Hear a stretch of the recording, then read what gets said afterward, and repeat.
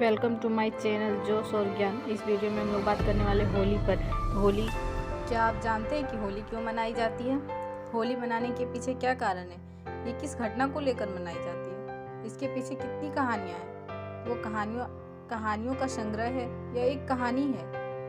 तो चलिए जानते हैं ये कब से शुरुआत हुई थी, इसका इतिहास क्या है, इन सभी के बारे में आज इस वीडियो में हम बात करने वाले हैं।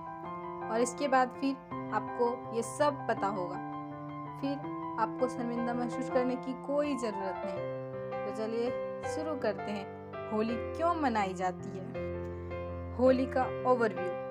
होली वसंत ऋतु में मनाया जाने वाला एक महत्वपूर्ण भारतीय और नेपाली लोगों का त्योहार है। यह पर्व हिंदू पंचांग के अनुसार फाल्गुन मास की पूर्णिमा को मनाया जाता है। होली को अलग अलग स्थानों पर अलग अलग नामों से पुकारा जाता है, जैसे फागुआ, धुलेंडी, छारंडी, दोल इत्यादि। होली रंगों का और हंसी खुशी का त्योहार है। यह भारत का एक प्रमुख और प्रसिद्ध त्योहार है जो आज विश्व भर में मनाया जाने लगा है। रंगों का त्योहार कहलाने वाला ये पर्व पारंपरिक रूप से 2 दिनों तक मनाया जाता है। यह प्रमुख रूप से भारत और नेपाल में मनाया जाता है। यह त्योहार कई अन्य देशों जिनमें अल्पसंख्यक हिंदू रहते हैं वहाँ भी धूमधाम से मनाई जाती है। इसके पहले दिन होलिका जलाई जाती है, जिसे होलिका दहन के नाम से भी जाना जाता है। दूसरे दिन लोग रंग, अबीर, गुलाल इत्यादि के साथ एक दूसरे के साथ रंग खेलते हैं और एक दूसरे पर रंग फेंकते हैं, ढोल बजाते हैं, गीत गाते हैं, डांस करते हैं और घर घर जाकर रंग लगाते हैं। और घर में अनेकों प्रकार के पकवान बनाए जाते हैं। लोग ऐसा मानते हैं कि इस दिन लोग अपनी सारी कटुता को भूलकर गले मिलते हैं और फिर से दोस्त बन जाते हैं। और शाम तक रंगों के साथ खेलने के बाद सभी स्नान करके अपने अपने घर के सबसे बड़े लोगों के पैर छूकर उनका आशीर्वाद लेते हैं। राग रंग यह पर्व बसंत का संदेश वाहक भी है। राग अर्थात संगीत और रंग तो इसका प्रमुख अंग ही है, पर इनको उत्कर्ष पर पहुंचाने वाली प्रकृति भी इस समय रंग बिरंगे यौवन के साथ अपने चरम अवस्था पर होती है। फाल्गुन माह में मनाए जाने के कारण इसे फाल्गुनी भी कहते हैं। होली का त्योहार वसंत पंचमी से आरंभ हो जाता है। उसी दिन पहली बार गुलाल उड़ाया जाता है। इस दिन से फाग और धमार का गाना प्रारंभ हो जाता है। खेतों में सरसों खिल उठती है। बाग बगीचों में फूल की आकर्षक छटा छा जाती है। पेड़ पौधों, पशु पक्षी और मनुष्य का उल्लास से परिपूर्ण हो जाते हैं। खेतों में गेहूं की बालियां इठलाने लगती है। बच्चे बूढ़े सभी व्यक्ति कुछ संकोच और रूढ़ियां भूलकर ढोलक, झांझ, मंजीरा की धुन के साथ नृत्य, संगीत व रंगों में डूब जाते हैं। चारों तरफ रंगों की फुहार फूट पड़ती है। गुजिया होली का प्रमुख पकवान है, जो कि मावा और मैदा से बनाई जाती है और मेवाओं से युक्त होती है। इस दिन कांजी के बड़े खाने व खिलाने का भी रिवाज है।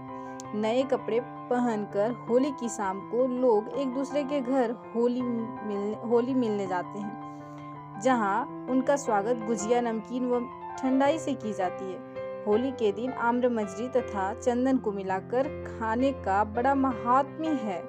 अब इसके इतिहास के बारे में जानते हैं, तो इतिहास शुरू करते हैं। होली का इतिहास।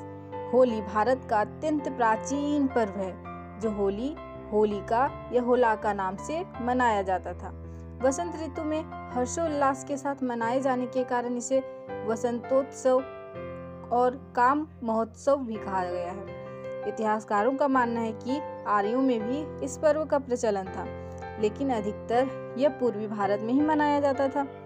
इस पर्व का वर्णन अनेक पुरातन धार्मिक पुस्तकों में मिलता है। इनमें प्रमुख है जैमिनी के पूर्व मीमांसा सूत्र और कथा गाहरी सूत्र, नारद पुराण और भविष्य पुराण जैसे पुराणों की प्राचीन हस्तलिपियों और ग्रंथों में भी इस पर्व का उल्लेख मिलता है। विंध्य क्षेत्र के रामगढ़ स्थान पर स्थित ईसा से 300 वर्ष पुराने एक अभिलेख में भी इसका उल्लेख किया गया है। संस्कृत साहित्य में वसंत ऋतु और वसंतोत्सव अनेक कवियों के प्रिय विषय रहे हैं।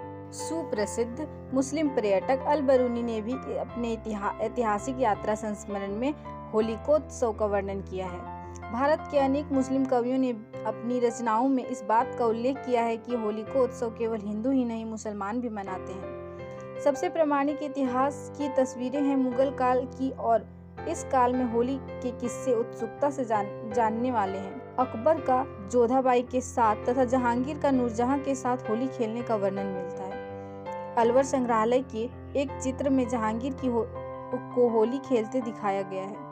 शाहजहां के समय तक होली खेलने का मुगलिया अंदाज ही बदल गया था। इतिहास में वर्णन है कि शाहजहां के जमाने में होली को ईद ए गुलाबी या आब ए पाशी कहा जाता था। अंतिम गुलाल बादशाह बहादुर शाह जफर के बारे में प्रसिद्ध है कि होली पर उनके मंत्री उन्हें रंग लगाने जाया करते थे। मध्ययुगीन हिंदी साहित्य में दर्शित कृष्ण की लीलाओं में भी होली का विस्तृत वर्णन मिलता है।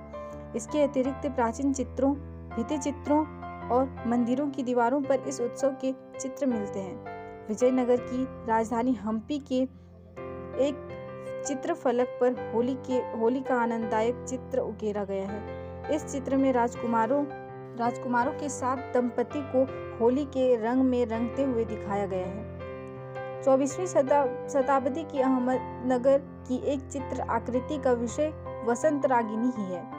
एक चित्र में राज परिवार के एक दंपति को बगीचे में झूला झूलते हुए दिखाया गया है। साथ में अनेक सेविकाएं नृत्य, गीत व रंग खेलने में व्यस्त हैं। वे एक दूसरे पर पिचकारियां से रंग डाल रहे हैं। मध्यकालीन भारतीय मंदिरों में भित्ति चित्र और आकृतियों में होली के सजीव चित्र देखे जा सकते हैं। उदाहरण के लिए इसमें मेवाड़ की एक कलाकृति में महाराणा और उन अपने दरबारियों के साथ चित्रित किया गया है। शासक कुछ लोगों को उपहार दे रहे हैं, नृत्यांगना नृत्य कर रही हैं और इस सब के मध्य रंग का एक कुंड रखा हुआ है। बूंदी से प्राप्त एक लघु चित्र में राजा को हाथी दांत के सिंहासन पर बैठा दिया गया है, जिसके गालों पर महिलाएं गुलाल मल रही हैं। होली के पर्व से अनेक कहानियां जुड़ी हुई हैं। इनमें से सबसे प्रसिद्ध कहानी है प्रहलाद की। माना जाता है कि प्राचीन काल में हिरण्यकश्यपु नाम का एक अत्यंत बलशाली असुर था। अपने बल के अहंकार में वह स्वयं को ही ईश्वर मानने लगा था। उसने अपने राज्य में ईश्वर का नाम लेने पर भी पाबंदी लगा दी थी। हिरण्यकश्यपु का पुत्र प्रहलाद ईश्वर भक्त था। प्रहलाद की ईश्वर भक्ति से क्रुद्ध होकर हिरण्यकश्यपु ने उसे अनेक कठोर दंड दिए, परंतु उसे ईश्वर की भक्ति का मार्ग न छोड़ा। हिरण्यकश्यपु की बहन होलिका को वरदान प्राप्त था कि वह आग में भस्म नहीं हो सकती। हिरण्यकश्यपु ने आदेश दिया कि होलिका प्रहलाद को गोद में लेकर आग में बैठे। आग में बैठने पर होलिका तो जल गई, पर प्रहलाद बच गया। ईश्वर भक्त प्रहलाद की याद में इस दिन होली जलाई जाती है। प्रतीक रूप से यह भी माना जाता है कि प्रहलाद का अर्थ आनंद होता है। वेर और उत्पीड़न का प्रतीक होलिका जलती है और प्रेम तथा उल्लास का प्रतीक प्रहलाद अक्षुण्ण रहता है। होलिका दहन की मुख्य कथा। होली से संबंधित मुख्य कथा के अनुसार एक नगर में हिरण्यकश्यप नाम का दानव राजा रहता था। वह सभी को अपनी पूजा करने को कहता था, लेकिन उसका पुत्र प्रहलाद भगवान विष्णु का उपासक भक्त था। हिरण्यकश्यप ने भक्त प्रहलाद को बुलाकर राम का नाम न जपने को कहा तो प्रहलाद ने स्पष्ट रूप से कहा, पिताजी, परमात्मा ही समर्थ है। प्रत्येक कष्ट से परमात्मा ही बचा सकता है, मानव समर्थ नहीं है। यदि कोई भक्त साधना करके कुछ शक्ति परमात्मा से प्राप्त कर लेता है तो वह सामान्य व्यक्तियों में तो उत्तम हो जाता है, परंतु परमात्मा से उत्तम नहीं हो सकता।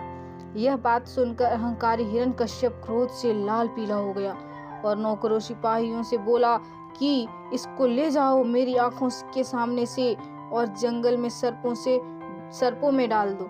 सर्प के डसने से यह मर जाएगा। ऐसा ही किया गया, परंतु प्रहलाद नहीं मरा क्योंकि सर्पों ने डसा नहीं।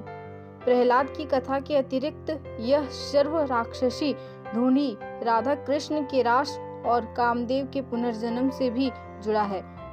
कुछ लोगों का मानना है कि होली में रंग लगाकर नाच गाकर लोग शिव के शिव के गुणों का वेश धारण करते हैं तथा शिव की बारात का दृश्य बनाते हैं। कुछ लोगों का यह भी मानना है कि भगवान श्री कृष्ण ने इस दिन पूतना नामक राक्षसी का वध किया था। इसी खुशी में गोपियों और ग्वालों ने रासलीला की और रंग खेला था। अब हम परंपराओं की बात करेंगे तो होली के पर्व की तरह इसकी परंपराएं भी अत्यंत प्राचीन है और इसका स्वरूप और उद्देश्य समय के साथ बदलता रहा। होली के पर्व की तरह इसकी परंपराएं भी अत्यंत प्राचीन है और इसका स्वरूप और उद्देश्य समय के साथ बदलता रहा है। प्राचीन काल में यह विवाहित महिलाओं द्वारा परिवार की सुख समृद्धि के लिए मनाया जाता था और पूर्ण चंद्र की पूजा करने की परंपरा थी। वैदिक काल में इस पर्व को नवात्रष्टि यज्ञ कहा जाता था।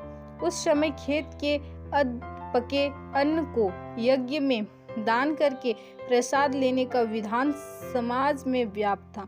अन्न को होला कहते हैं, इसी से इसका नाम होलिकोत्सव पड़ा। भारतीय ज्योतिष के अनुसार चैत्र सुदी प्रतिपदा के दिन से नव वर्ष का भी आरंभ माना जाता है। इस उत्सव के बाद ही चैत्र महीने का आरंभ होता है। यहाँ यह पर्व नव संवत का आरंभ तथा वंशागमन का प्रतीक भी है। इसी दिन प्रथम पुरुष मनु का जन्म हुआ था। इसी कारण इसे मनवादिनी तिथि कहते हैं। एक अन्य कथा के अनुसार त्रेता युग की शुरुआत में भगवान विष्णु जी ने धूली का वर्णन किया था, इसलिए होली के इस त्योहार को धुलेंडी के नाम से भी जाना जाता है। धुलेंडी होली के अगले दिन मनाया जाता है, जिसमें लोग एक दूसरे पर धूल और कीचड़ लगाते हैं और इसे धूल स्नान कहा जाता है। होली का पहला काम झंडा या झंडा गाड़ना होता है। इसे किसी सार्वजनिक स्थल या घर के अहाते में गाड़ा जाता है। इसके पास ही होलिका की अग्नि इकट्ठी की जाती है। होली से काफी दिन पहले से ही यह सब तैयारियां शुरू की जाती है। पर्व का पहला दिन होलिका दहन का दिन कहलाता है। इस दिन चौराहों पर व जहाँ कहीं अग्नि के लिए लकड़ी एकत्र की गई होती है, वहाँ होली जलाई जाती है। इसमें लकड़ियाँ और उपले प्रमुख रूप से होते हैं।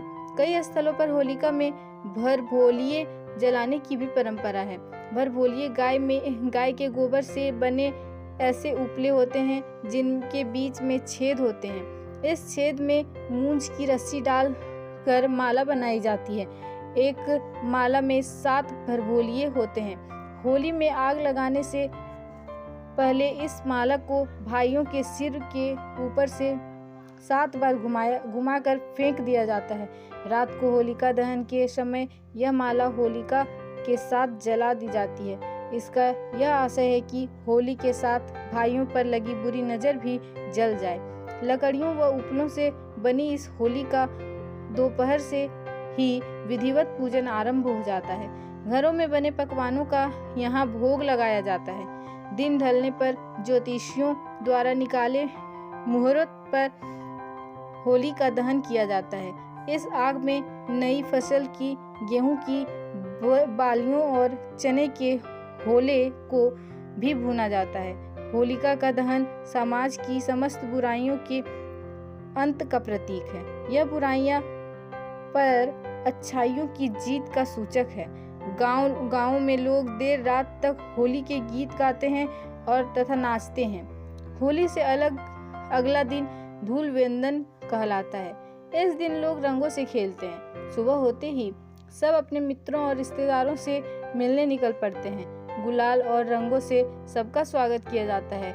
लोग अपनी ईर्ष्या द्वेष की भावना भुलाकर प्रेम पूर्वक गले लगते हैं तथा एक दूसरे को रंग लगाते हैं। इस दिन जगह जगह टोलियां रंग बिरंगे कपड़े पहने नाचती गाती दिखाई पड़ती है। बच्चे पिचकारियों से रंग छोड़कर अपना मनोरंजन करते हैं। सारा समाज होली के रंग में रंगकर एक सा बन जाता है। रंग खेलने के बाद देर दोपहर तक लोग नहाते हैं और शाम में नए वस्त्र पहनकर सबसे मिलने जाते हैं। प्रीति भोज तथा गाने बजाने के कार्यक्रमों का आयोजन होता है। होली के दिन घरों में खीर, पूड़ी और पूड़े आदि विभिन्न व्यंजन पकाए जाते हैं। इस अवसर पर अनेक मिठाइयाँ बनाई जाती है, जिनमें गुझियों का स्थान अत्यंत महत्वपूर्ण है। बेसन के सेव और दही बड़े भी सामान्य रूप से उत्तर प्रदेश में रहने वाले हर परिवार में बनाए व खिलाए जाते हैं। कांजी भांग और ठंडाई इस पर्व के विशेष पेय होते हैं, पर ये कुछ ही लोगों को भाते हैं। इस अवसर पर उत्तरी भारत के प्रायः सभी राज्यों के सरकारी कार्यालयों में अवकाश रहता है, पर दक्षिण भारत में उतना लोकप्रिय न होने की वजह से इस दिन सरकारी संस्थानों में अवकाश नहीं होता।